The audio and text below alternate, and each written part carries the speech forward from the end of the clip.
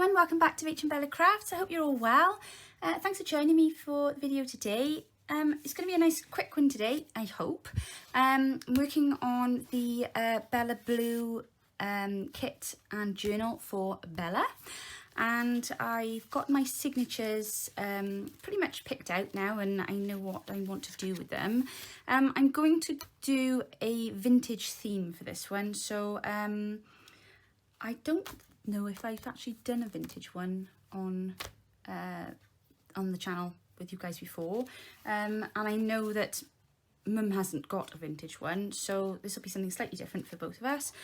I don't know how she's going to fare off because I'm not going to cut the pages. I'm going to leave the pages as they are because I like the this feel. I like the roughness of it, and that it's old. This is exactly how it would be if it were authentically an old junk journal. So, you know, we've got all these different pages in here. These are out of an old ledger. Got some of the kit pages in here, and then I've got some different coloured dyed papers. We've got a piece of vintage wallpaper, another ledger page, coffee dye page, and then some handmade paper. And then the same with this one. So this side I've got another handmade page, a tea dye page. This is out of just a book, and it's got an old like nursery rhyme story on there. This here is actually a French vintage page, and it has got images on it of you know, fashion design, ladies in their lovely outfits. Let me find the other side. There we go. I obviously don't know what the words say because I don't speak French, but I wanted to put that in because it reminded me of Mum a bit. My mum used to, she did fashion design many years ago when she was in college, and my one memory growing up, or one of my memories growing up, was always her college folder was in her bedroom on the little bookshelf, and I would often go in and take it out and sit and look at all the pictures in there and her drawings, and she had these beautiful drawings of these ladies in all their different coloured outfits, and I saw that page and I just thought, oh my gosh, that just reminds me of Mum's old fashion book. So that's why I'm putting that page in there. Not because it is in any way related to the kit, but it's vintage, and it just reminded me of Mum. This one here then is a page out of a book. I think it's a typing book, but I like that bit of script on there. We've got another kit page there, and I think I've put that as the centre page. Yes, I have. And then again in the same the other side, and I like that this paper is really, you know, it's old, it's a bit battered about, but that's okay. That's what it's all about, isn't it? So for that reason, and because I want to keep the you know, the essence of the pages, I'm not going to cut them down. I'm going to leave them rough. So don't start twitching, Mum. It'll all be okay, I promise. It'll be fine. So what I'm going to go through with you today, and oh, by the way, I've just put the pages together with a bit of elastic loose at the bottom. I haven't bound it yet because I haven't decided yet whether I'm going to bind with elastics or with pamphlet stitch, but it does just keep the pages together, and I've done this because I don't want to unnecessarily cut my elastic. So I'm not getting really messy with my binding. That's just a temporary measure to keep together. But no, what I'm going to make today is a pocket. I'm going to use this lovely piece of linen that actually came the other day in that parcel that I opened in my video. It smells gorgeous. It hasn't long come out of the wash, and it's been drying on the radiator for the last day, and it's had an iron, and I'm now going to use it to make a double pocket. So I'll just quickly show you with a page from the journal how it will look. So I'm thinking I'm going to pop it on this page here, and I just thought it was lovely because it's got this beautiful blue embroidery on there, and I thought I'm not going to cut it, so what we're going to do is we're going to make the pocket on both sides like this. So you'll have, so that way I'm not losing any of the cloth. I mean, we've managed to keep it all intact, and then we'll have a pocket this side, and then we'll turn over and we'll have a pocket on this side. So it's a really simple idea, really simple. I suppose it's just a few things then that I've just been thinking about today before I made a start. So yes, you could just stitch that straight onto the page. There's nothing wrong with that at all.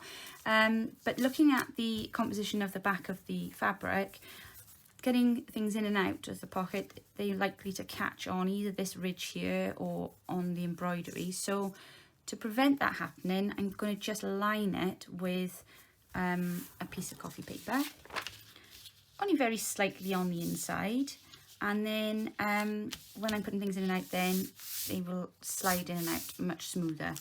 Also, it should give the pocket a little bit more structure, and it will be easier for me to then affix it to the page.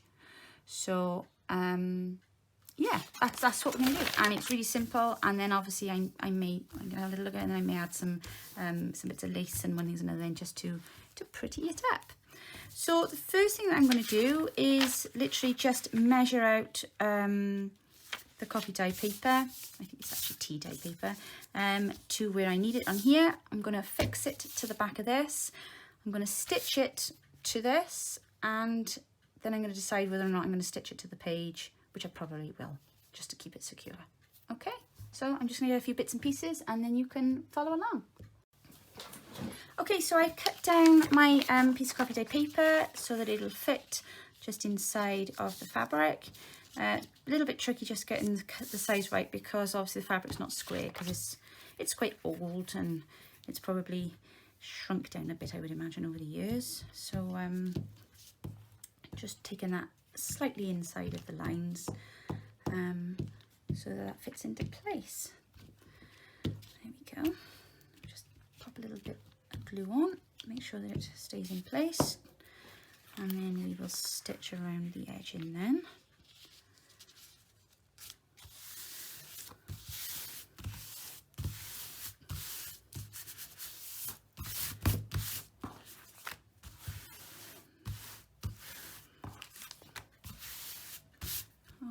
Okay, so I'm going to just go and nip and put a small running stitch all the way around there, and then we will look then at affixing it to our journal page. Won't be long. Okay, so I've now done a very slight, oh, it's not a slight stitch, it is a proper stitch. I've done a very faint stitch, I should say, all around the outside to just capture, let's just tuck the end of the paper on nice and neatly. So again, when we're sliding anything in, it's not going to get caught then. And I'm going to now take the pocket to the machine again, but this time I'm going to stitch my pocket to my page. So I'm just going to think now before I go and do that, because obviously I don't want to be stitching the wrong sections. That needs to be exactly the same length either side, so that when I do stitch, there's not going to be anything on the paper. It'll all be on a part of the pocket, and it won't ruin any of the pages, the page rather. And I need to make sure as well I don't stitch across the top, because I need to use it as a pocket. Won't be the first time I've sealed a pocket shut. Right, there we go. So I think that'll be okay there like that. Right, won't be a moment. Okay, so that's our pocket now fixed onto the page. So I've just been looking at some scraps, and I'm just going to make some little clusters to go on to just to embellish the pockets. So I've simply just taken a few little scraps, and they are just scraps. And I'm just going to position them a bit like a flag, if I can. There we go, just so you can slightly see what's underneath. I think I might just put a quick stitch in there a second before they all move.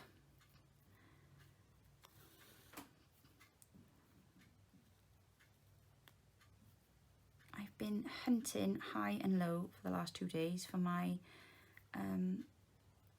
needle threader, because I can't for the life of me get the cotton into the needle without my threader. And I just found it. It was a yay! Super yay moment. But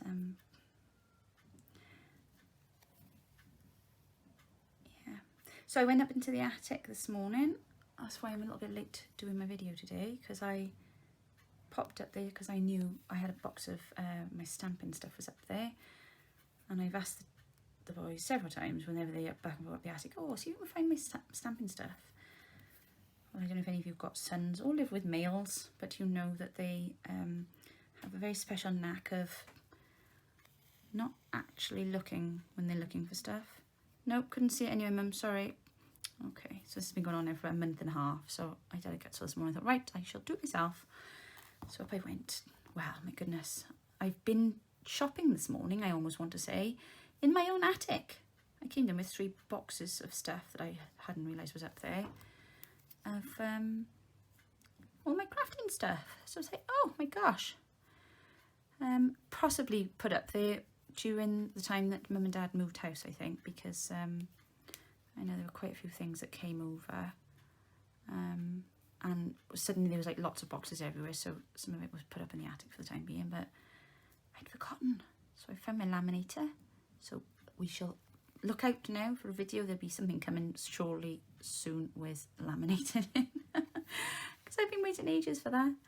And then what else did I find? Oh, and I found, oh, I was very excited. Very excited. I did a video for you all a couple of days ago, I think, on different types of journals.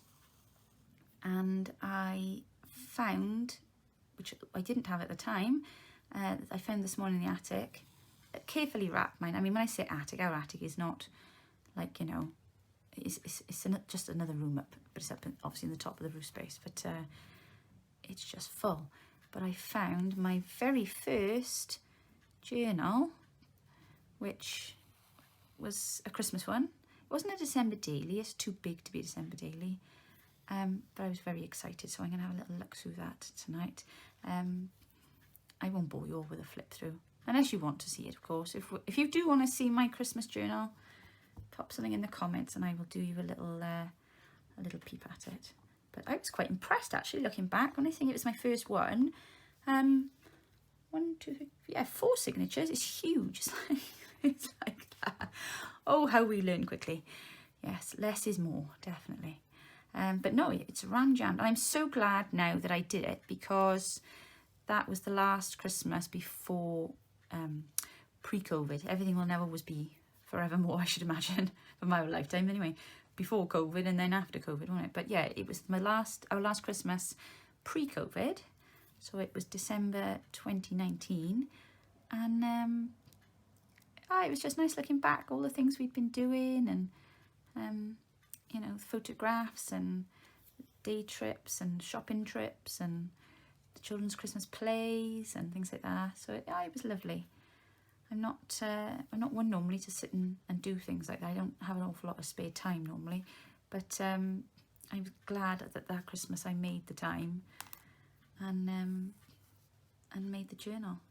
But yeah, it was really nice to look back on. And I also had up there then the December daily that Mum had made for me the year before that, because obviously Mum's been making journals for a few years now, and she made me a lovely December daily the year before, and I had that there too, so I brought both of those down. So yes, if you are doing Christmas in July and you would like a little peek at our previous Christmas journals, then just whack a little comment below and I will do you a little video. Otherwise I won't bore you all, because I know flip throughs are not everybody's cup of tea. But yeah, so that was interesting this morning. I actually got to go and tidy my living room in a second, because it's Mr. Rach, as I now call him. It's his birthday today, and he will be home from work shortly, and the boxes out of the attic are plonked on the living room floor, and my son helpfully carried them down, rather unceremoniously shoved them. I'd interrupted him, he was busy doing something. I have no idea what, but playing computer games, I expect. But yes, it's our school holidays here, so everything's on, you know, go slow, which is quite nice this week. We had a busy week last week, because of course we had that heat wave, which was surprising, because we never get them. Not very often anymore anyway. We had a nice busy week. We'd hit the beach a few times, and yeah, it was great. But we're back to bleak old Welsh weather now. Our summer is back. Grey skies, rain.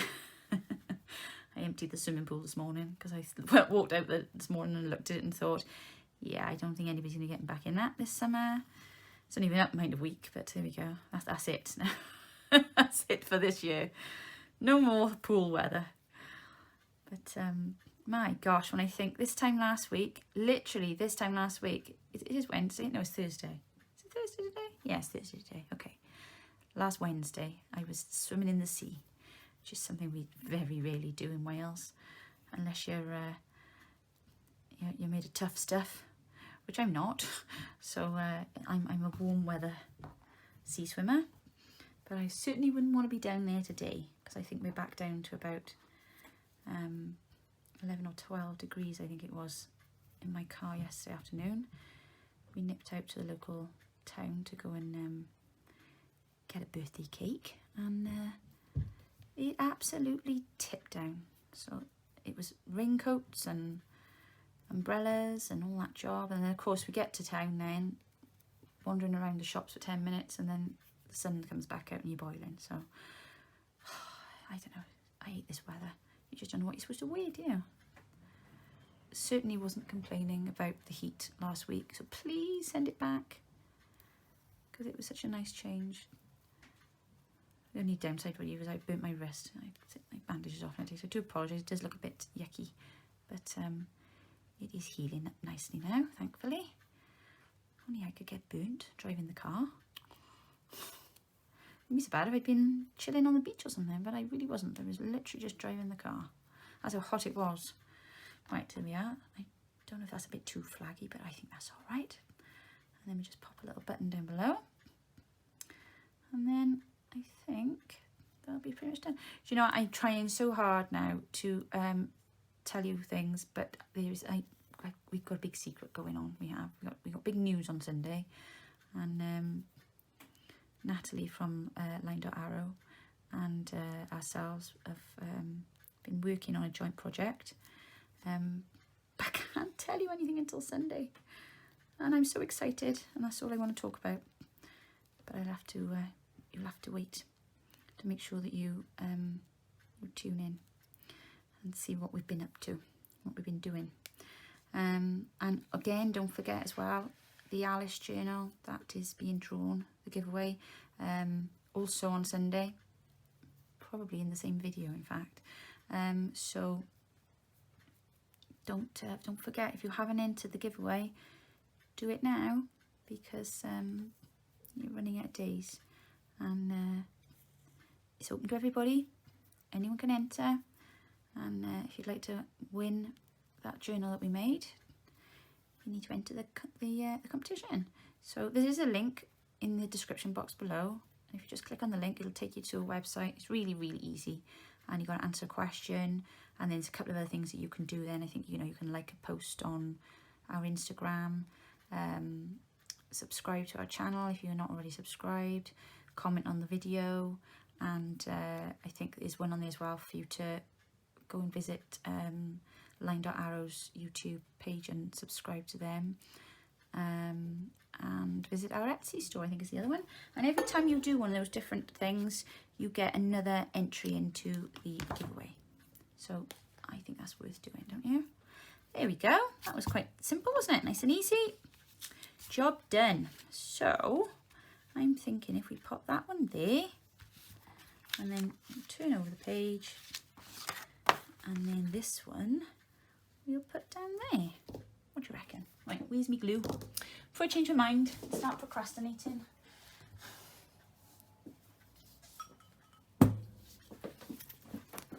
Right, pop that on there. Oh, excuse me. Drop of squash went down the wrong way then. There we are, so put plenty on because we don't want it coming off. So I think Mum and Dad have had pretty good weather. They've had a few showers because they're away for a couple of days down in Salisbury, I want to say. Sorry. I think they're back tomorrow, so try and get this done for when she comes home, which would be nice. And then we've got another weekend, so it should be nice because we're going out for a meal on Saturday for Mr. Rich's birthday. And we haven't done that for a little while, so it'll be interesting to see how things are being done now, because I know when we went away recently, we were in England then though, because of course they have very different rules in England to what we have here in Wales, so that can get a bit confusing. But we went to a restaurant there, and there's like a salad bar. You go up and you would normally make yourself salad. No, we weren't allowed to do that. You had to have a mask on if you moved around in the restaurant, and they brought your salad to your table after you had to go up and tell them what you wanted, and they put it on a bowl and then carried it on a tray to your table to sit down. The most bizarre thing I've ever experienced. So I'm hoping we don't have to do that when we go this weekend, but we'll see. There we go, job done. Let's pop it back into the journal, and I will see if I've got something that resembles a tag ready, and we'll give it a little try. Okay, so let's see how we're looking here for width. Oh, there we are. That goes in there quite nicely, doesn't it? It's a nice deep pocket as well. Will it take a journal card? It will take a journal card. There we are. So that now is going to be a really good pocket for putting plenty of things in, I think. Yeah, that's lovely. It's nice and wide. I'm really happy with that. There we go. So nice and simple, easy pocket, easy video for you guys to do today. If you do make one, as always, tag me in on your pictures on Facebook so I can have a look what you've been doing. I love it when you all share your work.